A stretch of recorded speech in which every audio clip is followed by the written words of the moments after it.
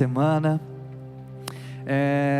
Não sei quantos sabem, né? O pastor Oliver me lembrou hoje, né? O mês de setembro é o mês de Setembro Amarelo, né? Então é um mês que a gente fala um pouco sobre a prevenção ao suicídio, sobre a saúde emocional, né? E hoje eu queria falar com vocês aqui sobre algo que Deus trouxe ao meu coração, que é como vencer a ansiedade, né? Deixa eu ver aqui, tem gente ansiosa aqui? Se você é ansioso, levante sua mão aqui, vamos ver.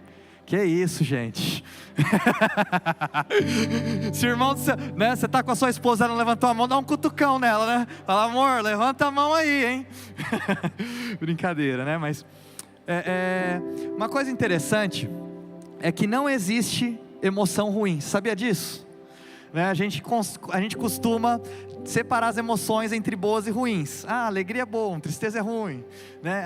O medo é ruim, mas confiança é bom, né? Então a gente costuma categorizar as emoções em boas e ruins, mas eu tenho aprendido que não existe emoção ruim. O que é ruim é o excesso de emoção, né? Eu estava lendo uma reportagem aqui sobre ansiedade, na revista Super Interessante, e eles dizem que a história da humanidade ela está ligada à ansiedade, sabia disso? A ansiedade ela tem a ver com uma preocupação futura, o medo tem a ver com algo que você está passando agora. Então o medo é quando o assaltante ele está com a arma na sua cabeça. A ansiedade é você imaginar-se sendo assaltado, né? Então existe uma diferença entre o medo e a ansiedade, mas a ansiedade então, por ela ser o medo de algo futuro, né? Ela tem coisas boas também. Uma ansiedade saudável, ela leva você à ação, ela leva a gente a ter mais foco e até se preparar melhor para algum tipo de situação. Então ao longo da história, a ansiedade ela foi fazendo com que o ser humano ele avançasse, né? Então, por exemplo, antigamente os homens com medo de ursos, né, ou de futuros ataques, eles começaram a criar coisas para que eles pudessem se proteger, e assim foi ao longo da história, né? O medo, olha só que é interessante que ele fala lá, o medo e a ansiedade são aprendizados evolutivos, que capacitam o ser humano para sobrevivência e autoproteção. Os transtornos, eles têm efeito contrário, transforma tudo o que vai acontecer na sua vida em um desafio intransponível, né? No mundo hoje, olha só gente, 264 milhões de pessoas vivem com transtorno de ansiedade. Isso é 15% a mais do que em 2015. Aqui em São Paulo, capital, que é onde a gente mora, 19,9% das pessoas já sofreram algum tipo de crise de ansiedade. E olha só, a média no Brasil é a maior do mundo, 9,3% de pessoas. A média mundial é 3,1%, tá? Então, a ansiedade, ela não vai resolver o seu problema futuro e ainda vai atrapalhar sua vida presente. Então eu queria que você abrisse sua Bíblia comigo em Mateus 6, para o que a palavra nos fala sobre ansiedade. Mateus capítulo 6, versículo 25. Diz assim, enquanto você está abrindo sua Bíblia aí, Mateus 6, né? Se você por acaso tem um filho que é adolescente, né? Durante os cultos a gente tem um culto separado lá para os adolescentes, que é o Flame. Você pode, seu filho pode ir lá para conhecer outros adolescentes que a gente tem aqui na igreja, né? Para quem é jovem, nós também temos o Ember, temos um trabalho Grace de mulheres, temos o trabalho aí de homens, o Brave, né? Então não deixa de se conectar em alguma coisa aqui na igreja, tá? Então vamos lá, vamos ler a palavra. Mateus 6, 25 fala: por isso vos digo, não andeis ansiosos pela vossa vida, quanto ao que haveis de comer ou beber, nem pelo vosso corpo, quanto ao que haveis de vestir. Não é a vida mais do que alimento e o corpo mais do que as vestes? Observai as aves do céu, não semeiam, não colhem, nem ajuntam em celeiros, contudo vosso Pai Celeste as sustenta. Porventura, não valeis vós muito mais do que as aves? Qual de vós, por ansioso que esteja, pode acrescentar um côvado ao curso da sua vida? E por mais que ainda andais ansiosos quanto ao vestuário, considerai como crescem os lírios do campo, eles não trabalham nem fiam. E eu, contudo, vos afirmo que nem Salomão em toda a sua glória se vestiu como qualquer deles. Ora, se Deus veste assim a erva do campo, que hoje existe, amanhã é lançada no forno, quanto mais a vós outros, homens de pequena fé? Portanto, não vos inquieteis dizendo, que comemos, que beberemos, Ou com que vestiremos? Porque os gentios é que preocupam todas essas coisas, pois vosso Pai Celeste sabe que necessitais de todas elas. Buscai, pois, em primeiro lugar o reino e a sua justiça, e todas essas coisas vos serão acrescentadas. Portanto, não vos inquieteis com o dia de amanhã, pois o amanhã trará os seus cuidados. Basta ao dia o seu próprio mal. Bom, gente, acho que eu nem preciso mais pregar, né? Leva essa palavra para sua casa, para o seu coração, que já está ótimo, né? Mas, quando alguém chega para você e fala assim, não se preocupa, e você está preocupado, é irritante isso daí, não é? Sabe, a não ser que a pessoa ela saiba de algo que a gente não sabe, né? Teve uma vez, não sei se você já assistiu algum jogo de futebol, algum jogo, reprise. Você não assistiu na hora que, ao vivo, você assistiu depois, né? Uma vez eu fiz isso, tinha um jogo que eu queria muito assistir, era uma final. Aí eu fui assistir eu não consegui assistir porque eu tinha algum compromisso, mas eu falei assim, ninguém me conta nada, porque eu quero assistir depois, e eu quero ter um pouco da emoção do que aconteceu no jogo, né? Sem saber o que aconteceu, né? Até, tô lembrando aqui, gente, né? Meu sogro, ele é torcedor fanático do Inter, torcedor fanático do Internacional, né? E ele é tão fanático que quando o Inter chega numa final, né? Minha sogra está assistindo aí, minha esposa está assistindo de casa com meu filho lá. Ele é tão fanático, quando chega na final, uma final de Libertadores, o Inter chega, ele não assiste o jogo, né? Minha esposa conta que ele vai no cinema. E aí depois, quando o jogo termina, ele sai do cinema, e aí, como é que foi? Né? Tão preocupado que ele fica, né? Mas uma vez eu fui fazer isso, estava assistindo um jogo, e eu fui assistir depois, falei, ninguém me conta nada que eu quero assistir. E aí, o jogo já tinha passado, meu amigo já estava assistindo, ele assistiu comigo de novo, né? E sabe o que eu fazia? Quando ia dar algum lance meio tenso, eu olhava para ele.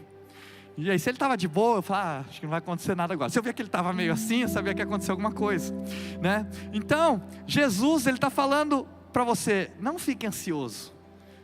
Sabe por quê? Porque Jesus, ele sabe de algo que a gente não sabe. Ele é aquele que conhece o fim desde o começo. E ele está falando para você, não se preocupe. Jesus, ele está profetizando sobre a fidelidade de Deus na nossa vida. O que te preocupa hoje? Ele dá um comando no texto, não se preocupe. E ele também pergunta, com que você se preocupa? Se não fosse Jesus falando isso, né, chegasse uma pessoa, o que você se preocupa? Por que você é tão preocupado, tão ansioso? Eu falo, senta aí então, irmão, que eu vou falar para você então. Né? Tem um filho recém-nascido que não para de chorar, e eu não sei por que ele chora o tempo todo, sabe? Eu tenho 5 igrejas para cuidar, né? Tenho uma família para sustentar, tenho uma lista de coisas que me preocupam hoje, que eu posso listar para você aqui agora, né? Por que você se preocupa?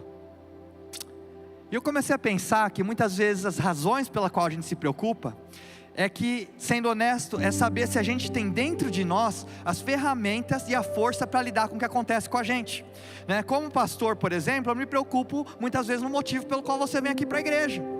Sabe, se você vem aqui para a igreja porque você gosta de X pregador, ou se você gosta de X música, sabe, tudo isso é superficial. E se você, muitas vezes, você busca coisas superficiais, você vai também receber resultados superficiais na sua vida.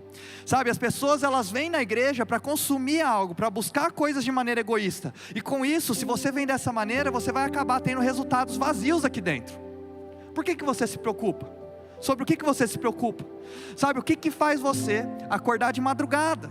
Sabe, você acorda de madrugada e de repente sua mente está girando. Aí você acorda para ir no banheiro, e aí você acaba nunca conseguindo voltar a dormir, porque seu sono não volta mais para o estado normal, porque a sua bexiga, de repente a sua mente agora estão possessas pelo inimigo, e ficam girando, e te acordam, e te incomodam, sabe, e aí sua mente fica girando, aí o pensamento vem, você se agarra num pensamento, e aí você deixa esse pensamento conduzir a sua mente, e quando você percebe, você está num movimento circular, girando. E aí Jesus ele vem nesse trecho aqui, e ele fala para nós, Jesus ele não está tendo o seu momento Bob Marley, né? Jesus ele chega, sabe, falando assim, tipo, não paga as suas contas não, paz e amor, olha para os pássaros, sabe, olha como eles são bons, sabe, os pássaros são os melhores, né? Jesus não está tendo esse momento aqui não, sabe, Jesus está falando assim, observa os pássaros, olha para eles. Tenta entender o que os pássaros conseguiram entender que talvez você não percebeu ainda. Sabe, talvez o que eles sabem que você não sabe é porque os pássaros eles vivem em um lugar diferente. Eles vivem nas alturas. eles vivem em lugares altos. Sabe, quando você tem que observar os pássaros, você tem que olhar para cima. E é o que acontece, quando você tem que olhar para cima, você para de olhar para a sua volta, você para de dar as voltas. E aí Jesus está falando, observa os pássaros, olha para cima. Quando você olha para cima, você começa a se lembrar que existe um Deus que conhece todas as coisas, que está sempre presente, que nunca falha, que era, que é, que há de vir, que cuida de todos os detalhes de você, da sua casa, da sua família. Para de olhar, para de dar volta, para de olhar ao redor, olha para cima, sabe, olho para os montes, de onde vem o meu socorro. Para de dar giro. Você olha para cima, você lembra daquele que te chamou. Você olha para cima, você lembra daquele que te perdoou. Você olha para cima, sabe, você vai começar a viver sua vida em um nível diferente. Sabe, preocupação é isso. Você fica dando volta, e você fica dando volta, e você dá voltas, e mais voltas, sabe, isso aqui é ansiedade, gente. Olha o que sua mente faz quando você está ansioso. Fica dando volta, fica dando volta, fica dando volta. Sabe o que acontece? Você não sai do lugar. Sabe a única coisa que acontece? Que quando você para, você está tonto e você já não consegue mais enxergar direito. E quando você fica dando volta, o que acontece é que quando chega um momento que você tem que enfrentar as situações da vida, você não tem estabilidade de caminhar na direção certa daquilo que Deus tem para você, de tão tonto que o inimigo te deixa. Sabe por quê? O inimigo, ele nunca vai vir para você com um pensamento direto que te atormenta, ele vem com um pensamento inocente. É um pensamento inocente. E sabe o que acontece? Você começa a deixar esse pensamento inocente conduzir a sua mente. E a hora que você vê, você está num movimento circular, e você não está indo para lugar nenhum, não está fazendo diferença nenhuma, não está tendo progresso. E no momento que você tem que ter equilíbrio, você já não sabe mais em quem você pode confiar, ou o que você pode fazer para avançar na direção daquilo que Deus tem para você. Gente, eu sou assim. Eu sou, às vezes, tão ansioso, que minha esposa sabe, eu tenho que dormir ouvindo alguma coisa, porque se eu dormir com silêncio, a minha mente, ela me puxa e fica puxando, e eu não consigo desligar. Eu tenho um fone lá do lado da minha cama, quando está incomodando a televisão, está incomodando minha esposa, eu tenho que botar um fone, às vezes eu não estou nem assistindo, eu ponho alguma coisa para ouvir, para eu dormir ouvindo alguma coisa. Sabe, então eu estou falando de algo aqui para vocês, não é algo que eu não luto, eu luto contra a ansiedade também. É uma luta que eu tenho diariamente, sabe, o inimigo tenta botar o pensamento mais bobo aqui, mas tal pessoa fez isso para mim, e aí você começa a rodar, mas tal pessoa não gosta, mas não sei o quê, mas meu chefe, mas vai faltar dinheiro, nossa, no final do mês, mas não sei o que. E aí Jesus fala, olha para os pássaros, ele também fala, olhe para as flores. E aí você fala assim, poxa, Jesus, você quer que eu olhe para cima, ou você quer que eu olhe para baixo, né? Jesus fala, eu quero os dois. Ele fala, olha como as flores são, olha como elas estão plantadas, e eu supro todas as necessidades delas, sem elas terem que fazer nada. Sabe, eu tenho uma pergunta para você hoje aqui. Onde você está plantado hoje? Onde você está construindo as suas raízes? Será que é no seu trabalho? Será que é na sua poupança? Será que é na sua família? Será que é nos seus relacionamentos? Porque eu vou falar uma coisa para você, meu irmão. Se você não colocar as suas raízes em Deus, a sua fonte vai secar em algum momento. Vai secar em algum momento. Coloca as suas raízes em Deus. Coloca as suas raízes em Deus. Senão você vai ficar girando nesses pensamentos confusos. E sabe o que vai acontecer? Seu filho está com 2 anos hoje. Aí você vai começar a nascer o dente nele, o dente vai nascer torto. Aí você vai pensar assim, vou ter que botar um aparelho no meu filho. Aí você começa a fazer as contas, esse aparelho vai sair 50 mil reais aí com juros, com as parcelas você vai ter que fazer aí. E aí você fala assim, nossa, eu não vou ter dinheiro para pagar o aparelho do meu filho, meu Deus do céu. Se eu pagar esse aparelho, aí eu não vou conseguir mandar meu filho para a faculdade. E se meu filho não for para a faculdade, sabe o que vai acontecer? Ele vai parar na prisão. Aí sabe o que acontece, gente? Seu filho está com 2 anos, e quem está na prisão é você nesse momento, não é ele. Porque é assim que o inimigo faz com a nossa mente, e você fica girando, e seu filho ainda assim vai precisar de aparelho, não vai mudar esse fato aí. e você fica girando, girando. Mas o Senhor fala para você hoje, que hoje é o dia que você não precisa mais ficar girando, porque a presença de Deus está nesse lugar. Seu Pai sabe daquilo que você precisa. Para de se preocupar com aquilo que Deus já está trabalhando ao seu favor. Você crê nisso? Fala para quem está do seu lado então, né? Eu sei que você não gosta disso, eu não gosto de ficar, eu falo até as pessoas, não fica pedindo isso daqui, porque eu sei que o pessoal não gosta, mas hoje você vai profetizar na vida do seu irmão. Você vai virar para ele e vai falar assim: irmão, para de se preocupar com aquilo que Deus já está trabalhando na sua vida. Recebe essa palavra para você. Deus já está trabalhando, meu irmão, no seu problema, na sua preocupação, no seu sonho. Deus já está trabalhando. Agora você está aí, sabe, doido, passando por problemas, por doença, porque você não consegue colocar nas mãos de Deus e confiar que existe um Deus que está acima de todas as coisas, que é soberano, que está cuidando de cada detalhe da sua vida, da sua história e da sua família. O seu problema não é o seu problema. O seu problema é porque você não aprendeu a confiar em Deus ainda, porque você não creu que esse Deus ele é real, e que Ele está aqui agora, e que Ele está na sua casa, e que Ele está na sua família.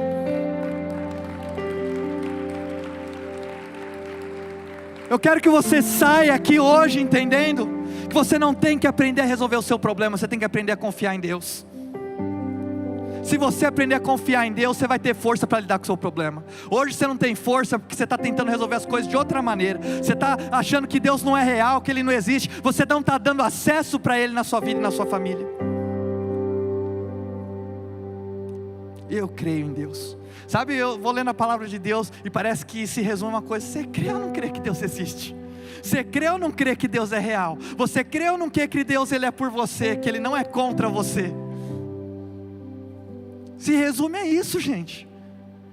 Se você crê que Deus existe, que Ele é real, você vai viver os princípios da palavra, você vai entender que Ele está com você, que Ele não te abandonou, que Ele não te deixa. Você vai falar com você mesmo, falar: não vou permitir esse pensamento entrar dentro da minha cabeça, porque isso aqui é uma mentira do diabo para mim. Sabe, eu sei que Deus ele é por mim, que Ele está comigo, que Ele não vai me deixar na mão. Sabe, ontem mesmo eu estava conversando com uma pessoa, né, acho que a Ana, ela não está aqui hoje, ela ficou trabalhando. Olha só que bem, ela falou que veio para São Paulo, tomou um passo de fé, veio para São Paulo aqui, e esse mês acabou o dinheiro dela, ela não tinha dinheiro. E aí ela começou a orar: Deus me ajuda, me ajuda, me ajuda, me ajuda. Aos 45 do segundo tempo, ela estava compartilhando ontem essa vitória. Deus enviou um contrato para ela, que está pagando a conta dela dos próximos meses. Irmão, e eu falei assim para ela, que é o lugar que eu tenho vivido também: a gente precisa estar nesse lugar de dependência de Deus. É o melhor lugar para se estar. Ninguém gosta de estar num lugar de dúvida, de você não saber o que vai acontecer, sabe, de você dar um passo de fé. Mas eu vou falar para vocês, meus irmãos, as melhores experiências que eu vivi até hoje foi nesse lugar de dependência de Deus. Parece que quando está tudo bem, está tudo dando certo, eu relaxo, sabe, eu falo assim: eu sei fazer, eu sou bom, né, eu não sei o que. Meus irmãos, quando as coisas estão difíceis, eu fico: Deus, eu preciso do Senhor, Pai. Sabe, por mais que seja difícil, por mais que seja angustiante, eu falo: Senhor, me leva para esse lugar de dependência do Senhor. Me leva nesse lugar de dependência do Senhor. Não é fácil a gente estar nesse lugar, mas como é precioso. Sabe, quando a gente está nesse lugar de dependência do Senhor, existe algo que é adoração em reverso. Sabe por quê? Normalmente você vai agradecer, você vai adorar a Deus quando Deus ele cumpre uma promessa na sua vida, quando Ele faz um milagre, quando algo bom acontece. Mas aqui nessa igreja a gente acredita na adoração em reverso. Você adora a Deus mesmo que está tudo ruim na sua vida, porque você já está declarando profeticamente que o seu Deus é bom, que o seu Deus é fiel, que Ele não falha jamais, sabe? Então, independente da circunstância, você pode adorar a Deus. Independente da situação que você está, você pode levantar suas mãos e declarar: Senhor, o Senhor é bom, ó Pai, a Tua bondade, a Tua fidelidade estão comigo em todos os momentos da minha vida. Adoração em reverso, meu irmão, porque com o que você começa, é onde você termina. Eu comecei aqui, eu giro, eu terminei aqui. Se você começa com problema, você girou, você termina com o problema. Mas sabe o que acontece? Quando você começa com Deus, você também termina com Deus. Se você começa com a sua situação, olha só que interessante, não vou pedir para você abrir, mas em 2 Reis 6, né, tem uma história de Eliseu e o seu servo. O servo ele acordou um dia, né? E o dia que ele acordou, o acampamento estava cercado pelos inimigos, os arameus. E aí ele acorda Eliseu desesperado, fala: Eliseu, pelo amor de Deus, faz uma oração para cair fogo nesse povo aqui, senão nós estamos perdidos, né? Não sei o que vai acontecer, né? E aí você vem aqui para a igreja, né? A gente está cercado pelos inimigos. Aí você vem aqui para a igreja e fala: meu Deus, eu estou cercado. Sabe, esse pregador aí fica falando sobre flores, fica falando sobre pássaros. Eu estou aqui tentando pagar minhas contas. Sabe, meu pai ou minha mãe está doente e ele fica falando sobre flores, sobre pássaro. Poxa, pede para esse pastor orar para o meu problema acabar. Sabe, aí Eliseu, ele podia ter orado para Deus destruir os inimigos que estavam cercando eles, mas ele não fez. Ele orou por algo mais poderoso, que é o que eu quero orar por você nessa manhã aqui também. Não para Deus tirar os inimigos, mas sabe o que Eliseu orou? Ele orou assim: abre os olhos para que eles possam ver. Não que ele tire os problemas, mas que ele tenha uma fé que faça ele ver além dos problemas. Então no primeiro círculo, sim, os inimigos eram reais, mas Eliseu ora: Deus, abre os olhos dele para que ele possa ver. Ver o quê?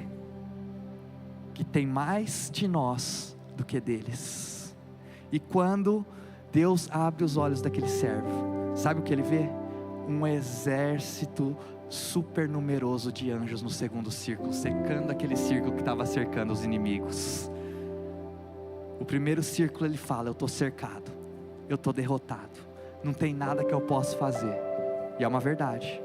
Mas o segundo círculo, quando Deus abre o seu olho, mostra uma verdade que sempre esteve lá o tempo inteiro: que existe um enorme exército de anjos ao seu redor, que existe um enorme exército de anjos ao redor da sua casa, sabe? E seja lá o que está te cercando, o que Deus pediu para eu falar hoje para você é abrir os seus olhos, porque Deus e o exército de anjos já está cercando aquilo lá. Você pode achar que os inimigos estão vencendo. Você vive no primeiro círculo, onde nada nunca é o suficiente. Se você começa com escassez, vai terminar em escassez. Mas no segundo círculo, você começa com El Shaddai, e você termina com aquele que é mais do que o suficiente. Sabe, meu pai sabe o que eu preciso. Todo mundo aqui tem necessidades, sabe? Mas se eu começo com a necessidade, eu vou terminar com a necessidade. Mas se eu começo com o Deus que conhece a minha necessidade, eu termino com o Deus provedor, que é o princípio e fim, o alfa e o ômega. Se Deus faz isso pelas flores, se Deus faz isso pelos pássaros, quanto mais Deus vai fazer por você, que é a coisa mais preciosa para Ele. Sabe, você tem que lembrar, você tem valor. Você tem valor. Deus, Ele se preocupa com cada detalhe da sua vida.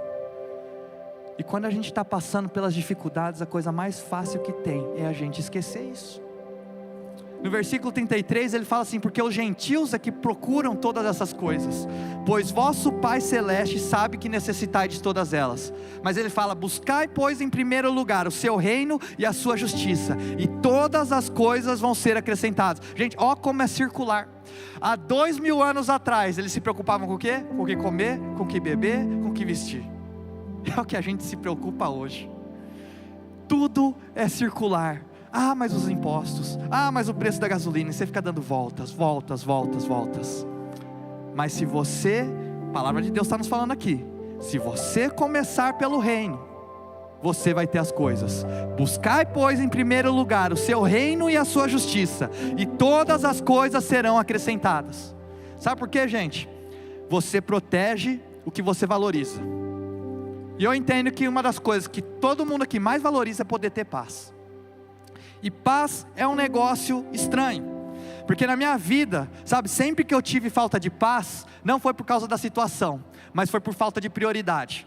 Porque é inexplicável, mas os momentos mais difíceis da minha vida, eu já tive paz naquele momento. Quer dizer que paz não está ligado com a circunstância, paz está ligado com as suas prioridades. Problemas nos ajudam a classificar nossas prioridades. Sabe, se você não estiver priorizando o reino, você vai estar correndo atrás, como a palavra nos fala, da mesma coisa que os pagãos correm atrás. E é como se não existisse um Deus vivo que faz parte da sua vida. Você nunca vai ter paz desse jeito. Quer ver? Deixa eu fazer um exemplo aqui. Deixa eu pegar. Empresta esse celular aqui, Iago. Deixa eu ver o que ele está fazendo aqui com o celular na mão na hora do culto. Iago, deixa eu te perguntar uma coisa. Se você esquecer isso aqui na igreja, você volta para buscar? Volta, né? Se tiver 1 hora de distância, você volta para buscar isso aqui? Se tiver 2 horas de distância, você volta para buscar isso aqui? Volta. E 3 horas, você volta para pegar? Se tiver 3 horas de distância, você volta? Então quer dizer que esse celular aqui é importante para você, certo? Não é? O que será que tem aqui nesse celular aqui, hein, gente? Que o cara volta 3 horas para pegar. Deve ter alguma coisa aqui. Mas sabe o que acontece? A gente deixa a nossa paz em qualquer lugar e a gente não volta para buscar ela. Sabe por quê? Você valoriza mais uma coisa material do que aquilo que realmente importa dentro do seu coração. Vou pegar aqui que eu não vou levar ele não. Não vou testar não, viu? A gente deixa a nossa paz em qualquer lugar, a gente nem se preocupa com isso. Sabe, você vem aqui para o culto, e alguns de vocês aqui não conseguem ficar 30 minutos sem pegar o celular na mão para ouvir uma palavra daquilo que Deus tem para o seu coração. De tão ansioso que você fica. Porque você prioriza mais coisas materiais do que aquilo que Deus tem para falar no seu coração.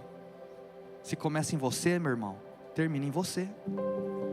Sabe, eu vejo muitas pessoas chegando aqui na igreja, falando assim, eu preciso ser cuidado. Você está fazendo isso aqui, isso é sobre você? Você está falando que essa igreja aqui é sobre você? Você está vindo aqui só para receber?